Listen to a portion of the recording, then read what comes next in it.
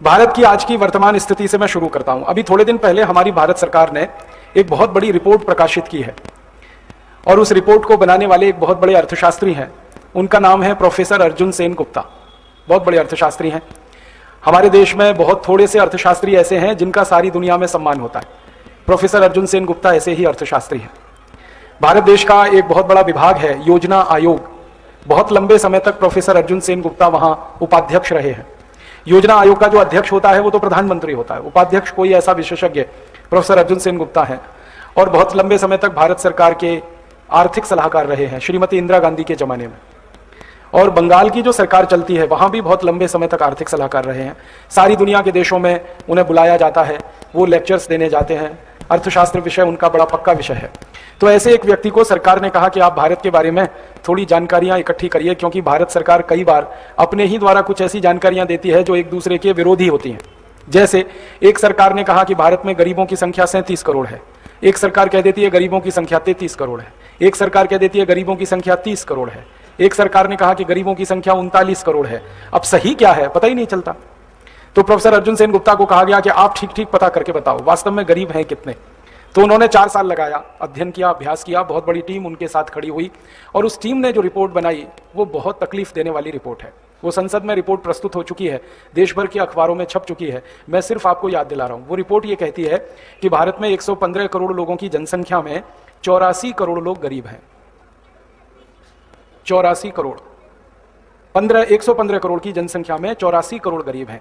अब तक हम इस गलतफहमी के शिकार थे कि 37 करोड़ गरीब हैं, 39 करोड़ गरीब हैं, 33 करोड़ गरीब हैं।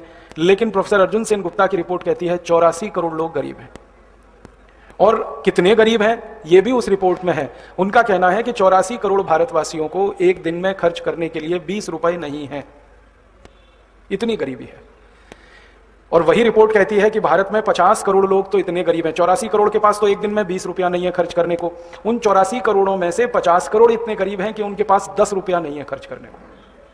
50 करोड़ भारतवासियों के पास। और उसी में से 25 करोड़ लोग इतने गरीब हैं जिनके पास खर्च करने के लिए 5 रुपया नहीं है।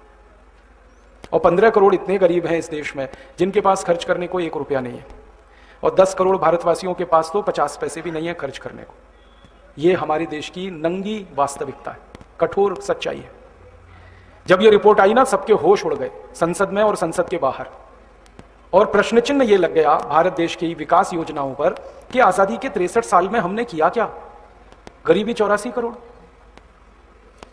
आजाद जब हम हुए 15 अगस्त 1947 को, उस समय अंग्रेजों ने एक सर्वेक्षण किया था। अंग्रेजी सर्वेक्षण के अनुसार इस देश में 4 करोड़ लोग गरीब थे 1947 15 अगस्त को। और उस सर्वेक्षण के बारे में उस समय कई भारत के जो अर्थशास्त्री थे उन्होंने ये कहा था कि अंग्रेजों ने ये संख्या जानबूझ के कम दिखाई है ताकि सारी दुनिया में अंग्रेजों की बदनामी ना हो कि इतने गरीब भारत में आपने पैदा कर दिए।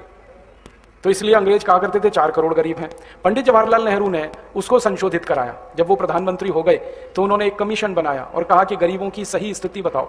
तो 1952 में जब पहली पंचवार्षिक योजना बनी इस देश में और लागू हुई, तब नेहरू जी ने कहा कि इस देश में वास्तविक गरीबों की संख्या 16 करोड़ है। मान लिया 16 करोड़ है। अब 16 करोड़ की जनसंख्या 84 करोड़ हो चुकी है। बहुत बड़ी संख्या है। और 5 वर्ष की योजनाएं जो लागू हुई हैं गरीबों के लिए वो अलग हैं। ये जो हैरान करने वाली बात है वो ये कि 1952 में हमने गरीबों को मदद करने के लिए एक योजना बनाई थी जिसका नाम है प्रथम पंचवार्षिक योजना। और उसका मूल उद्देश्य था गरीबी दूर करना, मुख्य उद्देश्य था। और नेहरू जी ये कहा करते थे संसद में कि एक पंचवार्षिक योजना लागू हो गई, सारे गरीबों की गरीबी मिट जाएगी। लेकिन वो योजना पूरी हो गई, गरीबी नहीं मिटी। फिर दूसरी योजना आई, वो पूरी हो गई तो भी गरीबी नहीं मिटी। तीसरी योजना आई, फिर भी गरीबी नहीं मिटी। ऐसी 11 योजनाएं लागू हो चुकी है। और हर पंचवार्षिक योजना में गरीबी मिटाने के लिए 10 लाख करोड़ रुपए खर्च होता है, आपके टैक्स का, मेरे टैक्स का। हर पंचवार्षिक योजना, आप जो सरकार को टैक्स देते हैं, मैं जो सरकार को टैक्स देता हूं, उस टैक्स का 10 लाख करोड़ सालाना खर्च होता है। माफ करना, 5 साल में खर्च होता है पंचवार्षिक योजना में। तो एक योजना का 10 लाख करोड़, तो 110 लाख करोड़ रुपए खर्च हो चुका है। और गरीबी है कि बढ़ती ही जा रही है।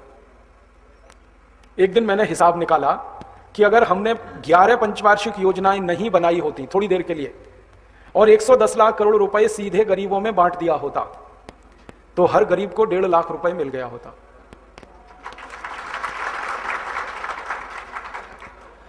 110 लाख करोड़ रुपए सरकार ने खर्च किया योजनाओं पर, लेकिन गरीबी बढ़ती ही गई, कम नहीं हुई। काश ये पैसा सीधे गरीबों को बांट दिया जाता तो अब तक गरीबी मिट चुकी होती। माने 110 लाख करोड़ रुपए बहुत बड़ी रकम होती है, सामान्य बात नहीं है। 110 लाख करोड़ रुपए को कैलकुलेटर में लिखें तो कैलकुलेटर फेल हो जाता है। कैसे फेल हो जाता है? कैलकुलेटर में 12 अंक आते हैं और 110 लाख करोड़ लिखने में 16 अंक लगते हैं। कैलकुलेटर में ये रकम आती नहीं है, बहुत बड़ी रकम है। एक दिन मैंने इस रकम का हिसाब निकाला था कि इससे सोना खरीद लें, 110 लाख करोड़ से सोना खरीद लें, जो सबसे महंगा है, 17,000 रुपए का 10 ग्राम है इस समय। तो 110 लाख करोड़ से सोना खरीद लें तो भारत देश का पूरा आंध्र प्रदेश, पूरा तमिलनाडु, पूरा केरल और पूरा कर्नाटक और महाराष्ट्र का आधा हिस्सा, इतना बड़ा इलाका इस देश का, इस इलाके के एक एक गांव की सड़क पर 10 मिलीमीटर मोटा सोने का पतरा बिछा सकते हैं। और दूसरा कैलकुलेशन बताता हूं कि अगर सोने का पतरा 10 मिलीमीटर से 5 मिलीमीटर कर दे तो भारत के 6,38,365 सभी गांवों की सड़कों पे बिछा सकते हैं। इतनी बड़ी रकम है 110 लाख करोड़, मामूली रकम नहीं है जो खर्च हुई है। अब एक तरफ 110 लाख करोड़ का खर्चा भी हो गया और गरीबी भी नहीं मिटी। ये अफसोस की बात है। या तो ये पैसा खर्च ना हुआ होता तो हम दिल पे पत्थर रख लेते कि गरीबी इसलिए है कि हमारे पास पैसे ही नहीं खर्च करने को। लेकिन एक तरफ हमने 110 लाख करोड़ खर्च भी करा दिया और गरीबी भी नहीं मिटी देश की।